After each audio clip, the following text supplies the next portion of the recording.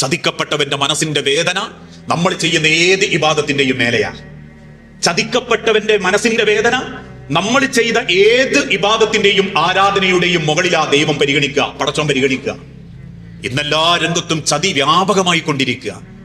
മതം പറഞ്ഞ് ചതിക്കുന്നവർ ഒരു ഭാഗത്ത്, ഇല്ലാക്കഥകൾ പറഞ്ഞ് കെട്ടുകഥകളിലൂടെ മതത്തെ ചതിക്കുന്നവർ മറുഭാഗത്ത്, കൂട്ടുകക്ഷിയായി പലരെയും ബിസിനസ്സിലേക്ക് കൂട്ടിക്കൊണ്ടുവന്ന് ചതിച്ച് അവനാന്റേത് മാത്രം രക്ഷപ്പെടുത്തുന്ന ചതിയന്മാർ ഒരു ഭാഗത്ത്, വിവാഹത്തിൽ പോലും പരസ്പരം ബന്ധമുണ്ടാക്കുന്നിടത്ത് ചതി കാണിക്കുന്നവര്. ഇക്കഴിഞ്ഞ ദിവസം ഒരു ചെറുപ്പക്കാരന്റെ വഴിവിട്ട യാത്രക്ക് പേരിൽ അവന്റെ സ്വഭാവം നന്നാവാൻ അവന്റെ മാതാപിതാക്കൾ കണ്ടെത്തിയ ഒരു മാർഗം നല്ലൊരു സ്വാധുവായ സ്വാലിഹത്തായ പെണ്ണിനെ കെട്ടിച്ചെടുക്കുക എന്നുള്ളതാ. അതാണോ ഇസ്ലാമിന്റെ നിയമം?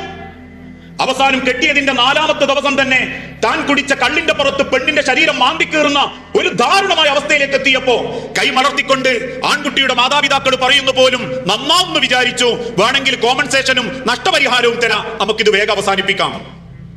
കുടുംബത്തിൽ ചതി ചെയ്യുന്നവര്, ബന്ധങ്ങളിൽ ചതി ചെയ്യുന്നവര് രണ്ടു ഭാഗങ്ങളിലും ഒരേറെ പ്രതീക്ഷയോടുകൂടി മകന് കല്യാണം കഴിപ്പിച്ചു കൊടുത്ത് കല്യാണത്തിന്റെ 3ാമത്തെ ആഴ്ച കൂടെ പഠിച്ചവന്റെ കൂടെ ഒളിച്ചോടിയപ്പോ പെൺകുട്ടിയുടെ മാതാപിതാക്കൾ പറയുന്നു പോലും നഷ്ടപരിഹാരം തരാം, ഞങ്ങൾക്കറിയായിരുന്നു, നന്നായെങ്കിലോ എന്ന് കരുതി കെട്ടിച്ചതാണ്. ചതി കാണിക്കുന്നവര് മനസ്സ് വേദനിച്ചിട്ടാണ് ഒരാണും പെണ്ണും കിടന്നുറങ്ങുന്നതെങ്കിൽ, ഒരു വാപ്പയമ്മയും കിടന്നുറങ്ങുന്നതെങ്കിൽ, ഒരു കുടുംബം കണ്ണീര് കുടിക്കുന്നതെങ്കിൽ ഇടക്ക് നിന്നോലും സംഘടിപ്പിച്ചോലും കൂട്ടുനിന്നോലും ആരാണെങ്കിലും ഇത്തഖൂദാവത്തൽ മദ്ലൂം നിങ്ങളത് അനുഭവിക്കാതെ തിരിച്ചു പോകില്ലെന്ന് അള്ളാഹുവിന്റെ പ്രവാചകൻ സല്ലല്ലാഹു അലൈഹി വസല്ലം ഓർമ്മപ്പെടുത്തിയിട്ടുണ്ട്. ആ വേദനയോടെയാ പലരും മരിച്ചുകൊണ്ടിരിക്കുന്നു.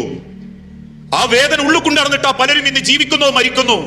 എല്ലാ രംഗത്തും ഇന്നത് പിടികൂടിക്കൊണ്ടിരിക്കുക. സമ്പത്തിന്റെ രംഗത്ത് അല്ലേ, കടം വാങ്ങിയിട്ട് തിരിച്ചു കൊടുക്കാണ്ടിരിക്കുക, കടം ചോദിച്ചതിന്റെ പേരിൽ പിണങ്ങുക, കടം തിരിച്ചു കിട്ടാത്തതിന്റെ പേരിൽ സങ്കടം പറയുമ്പോ അവൻ മറ്റുള്ളവരോട് വാശി കാണിക്കുക. കടം വാങ്ങി അവനാന്റെ കുടുംബം ഭംഗിയാക്കുന്നവരുണ്ട്. അവരോട് ഉലമാക്കൾ പറഞ്ഞൊരു വാക്കുണ്ട്, ആരാന്റെ പല്ലിനേക്കാൾ അവനാന്റെ മോണയാണല്ലേ. ആരാന്റെ വേർപ്പിന്റെ പൈസ കൊണ്ടുപോയി തിന്നതിനേക്കാൾ നല്ലത് അവനാ പട്ടിണി കിടക്കുന്നതും അവനാന്റെ മോണയുണ്ട് എന്തെങ്കിലും തിന്നു തീർക്കുന്നതുമാണ്. കടം തന്നോനെ പറ്റിച്ചവര്, ചോദിച്ചാ കുറ്റപ്പെടുത്തുന്നവര് ഒരു ഭാഗത്ത്, അതോടൊപ്പം തന്നെ വായ്പ വാങ്ങി പറ്റിക്കുന്നവര്, തന്നു എന്നുള്ള കള്ള രീതിയിൽ ഉണ്ടാക്കുന്നവര്. സാമ്പത്തിക രംഗത്ത് ഇന്ന് മനുഷ്യൻ കാണിക്കുന്ന അക്രമത്തിന് പരിധിയില്ല. എത്ര പേരെയാ ആളുകൾ വിഷമിപ്പിച്ചുകൊണ്ടിരിക്കുന്നതെന്നറിയോ? എല്ലാറ്റിന്റെ പേരിലും പലതിന്റെ പേരിലും